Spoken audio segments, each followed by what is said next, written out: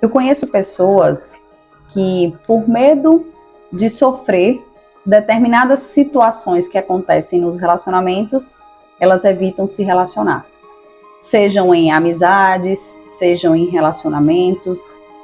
O medo faz com que eu evite o sofrimento, que é inerente a muitas situações na vida. Outras pessoas, por medo da demissão, elas evitam buscar emprego. Já outras, por medo do julgamento dos outros, elas preferem se calar ou não expressar determinadas opiniões, enfim. Se esse tema sobre medo já conecta você, se inscreve aqui no canal, ativa o sininho e compartilha com outras pessoas que precisam dessa reflexão diária. Porque eu me propus a trazer a filosofia do estoicismo pelos 366 dias desse ano de 2024, para ajudar você e a mim mesma a abrir a mente para muitas questões que nós precisamos para encontrar o equilíbrio. Vamos lá para o dia 7 de fevereiro.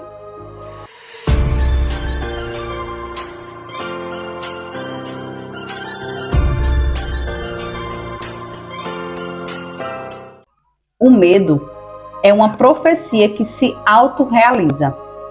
Muitos são prejudicados pelo próprio medo e muitos podem ter chegado a seu destino enquanto o temiam. Sêneca, em suas citações no livro Édipo. Essa reflexão me traz muito a questão da atração de tudo que você pensa.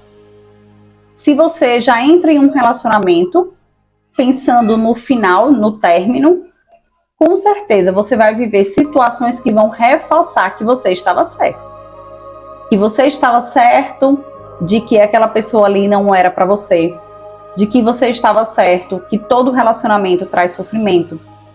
Então, tudo que você tem a certeza de que vai acontecer, você atrai. E o medo faz isso com a gente.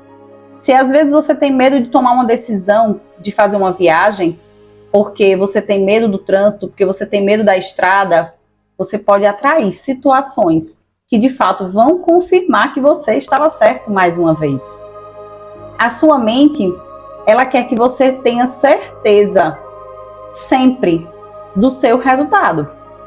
Mas se você entra em um projeto já aberto às possibilidades, podem vir várias possibilidades.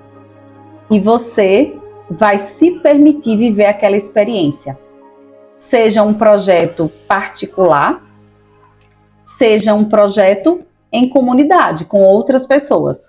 Mas quando a gente fala sobre outras pessoas, os medos, eles aumentam porque a gente tem a tendência de querer ter o controle sobre o outro. Mas a gente não está no controle. A gente não está no controle, às vezes, nem da nossa própria respiração. Nesse momento, eu tenho controle da minha respiração.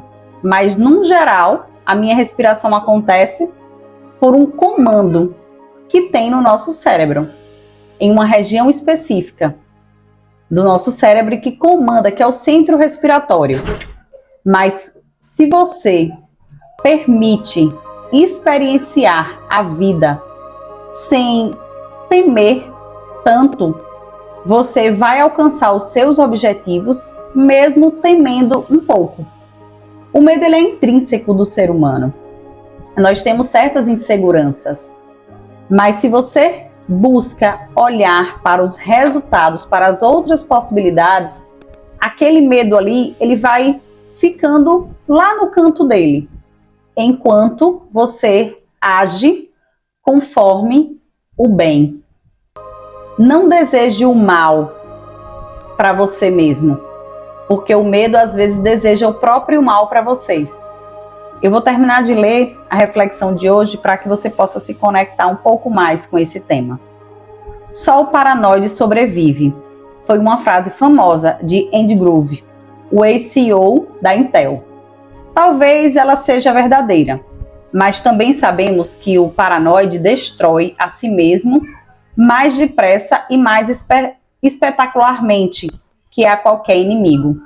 Sêneca, tendo acesso à elite mais poderosa de Roma e o conhecendo muito bem, teria visto essa dinâmica acontecer, se desenvolver vividamente. Nero, o discípulo cujos excessos Sêneca tentou refrear, matou não apenas a própria mãe e a esposa, mas por fim voltou-se também contra Sêneca, o seu mentor. A combinação de poder, medo e mania pode ser mortal. O líder, certo de que pode ser traído, decide trair os outros primeiro, temendo não ser apreciado. Ele se empenha tanto para conseguir que as pessoas gostem dele que acaba provocando o efeito contrário. Imagina um casal. Aquele homem ou a mulher que trai é porque ele tem medo já de ser traído. Ele tem medo de se entregar num relacionamento. Ele tem medo de mostrar que ele ama verdadeiramente aquela outra pessoa. Temendo não ser apreciado, ele se empenha tanto em fazer com que as pessoas gostem dele que acaba provocando o efeito contrário. Convencido de que a administração vai mal, ele gerencia cada pormenor, controlando os funcionários e se torna a fonte da má administração. Ou seja, quer ter o controle de tudo.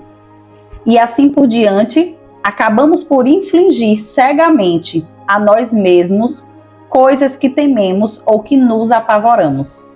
A próxima vez que estiver com medo de algum resultado supostamente desastroso, lembre-se de que, se não controlar os seus impulsos, se perde o autocontrole. Você pode ser a própria fonte do desastre que teme. Isso aconteceu com pessoas mais inteligentes, mais poderosas e mais bem-sucedidas. Pode acontecer conosco também. Se essa reflexão sobre o medo conectou você, eu espero você aqui amanhã. Mas não esquece de curtir e comentar o que conectou você.